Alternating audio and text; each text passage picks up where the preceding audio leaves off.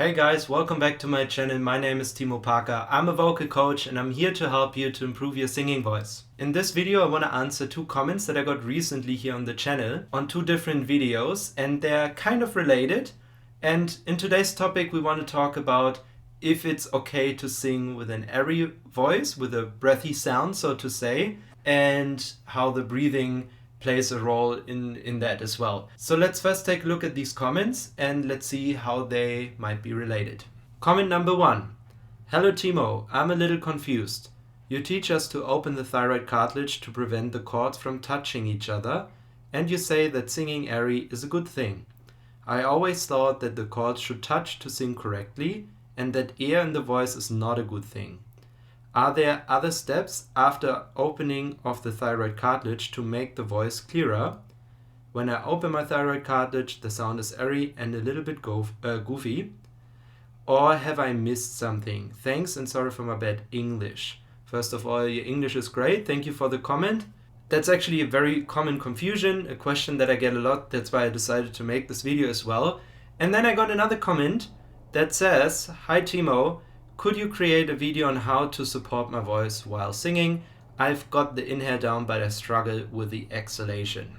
So first of all, in order to understand this video, I will also sum up some previous videos that I made here in this video, but I think it would be helpful to check out the wide thyroid cartilage video. I'm going to link it down in the description box below, and also what's the difference between Headvoice and Falsetto, as well as the breathing video that I did. I think it was called How to Breathe When Singing or something like that. I'm also going to link it down below. And another video that could be related to this topic as well is Singing Without Pressure, which I'm also going to link below in the description box.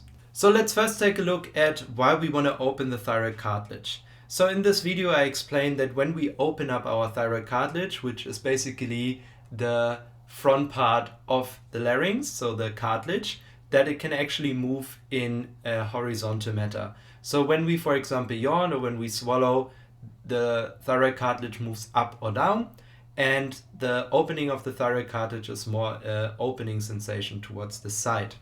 And what happens here is that the front is always in a fixed position, the front of the thyroid cartilage, and in the back we have the arytenoid cartilages.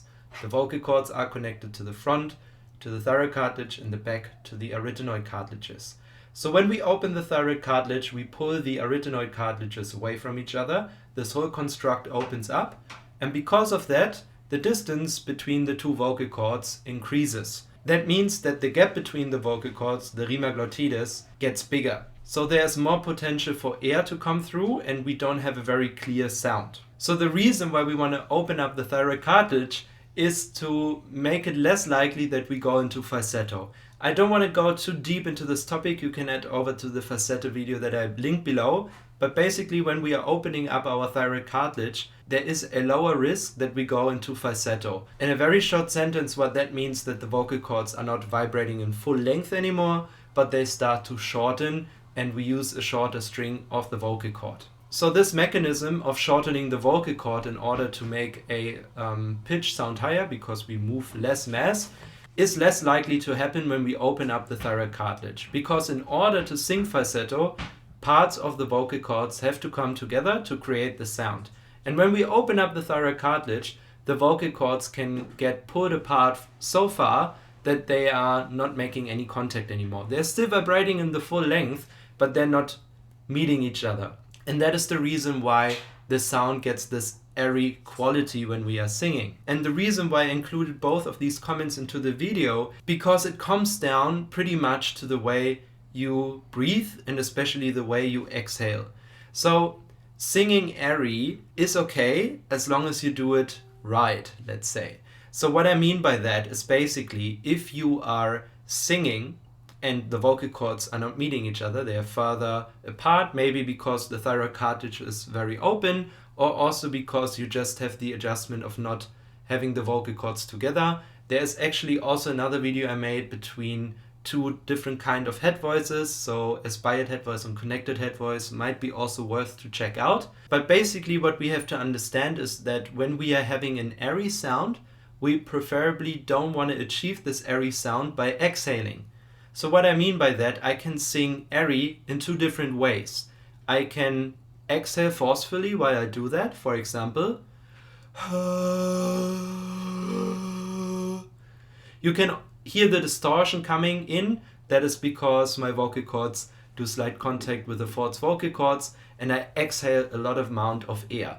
So this is something that is not very healthy for the voice, and that's why the referral to the video of singing without pressure. So this is basically what I mean when I say don't sing with air pressure. You don't want to force the air out. You want to try to keep it back, and this airy quality just happens because the vocal cords don't meet. And it would sound like this.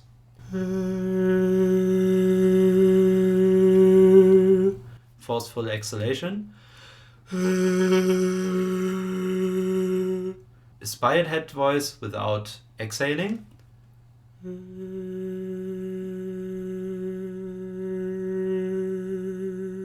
And we should always try to focus on sounds where we don't have to include air pressure, exhalation, any form of air that is involved in the sound, because our vocal cords are vibrating because of a signal that they get from the brain and not because we are exhaling. And to prove that, there's a simple trick. What you can do, for example, is to exhale fully and try to sing a note. So theoretically, if you're fully exhaled and you can't squeeze out any more air, you won't be able to make a note sound, but it is possible. So for example,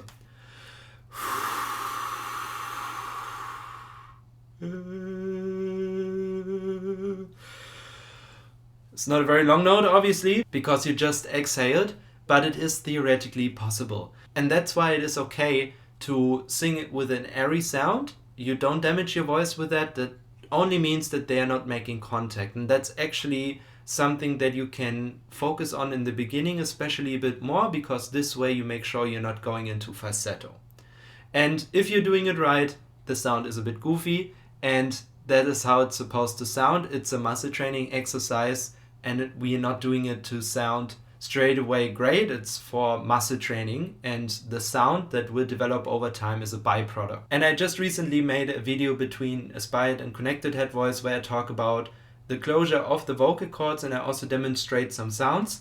So this would be the difference here, that we have muscles that bring our vocal cords together, that bring the arytenoid cartilages together, and that's why we have a clearer sound. We have more sound coming out because the vocal cords meet. And in the aspired mode, so when the vocal cords are apart from each other, there's just more air that can circulate, but we don't create this airy sound by forcefully exhaling. And now coming to the other comment. So basically in this breathing video, I explained already that voice support basically just means to hold the inhaled state.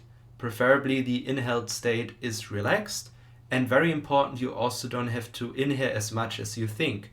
Since our voice doesn't need air to operate, we can take a very small amount of air in and we are still able to sing longer phrases, especially when we close the vocal cords firmly. When it's in an aspired sound, it gets a bit more difficult to sing longer phrases, and that's normal, that's okay. But in general, we want to have a relaxed inhale, the ribcage opens, and we just hold that state. And while we sing, we keep the ribs open, we sing, and preferably we exhale afterwards and not while we sing. So that would mean if you sing a phrase, you inhale, you open up the ribcage as I showed in the breathing video, you sing the phrase, you exhale and inhale. So for example,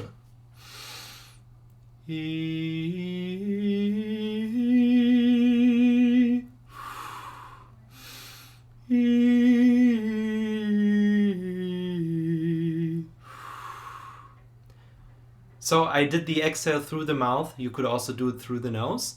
But basically you can exhale after you sung a phrase. And I would invite you to just try it out. Try to sing with as little air as possible, already starting by inhaling less air and then trying to release the air after you sung the phrase.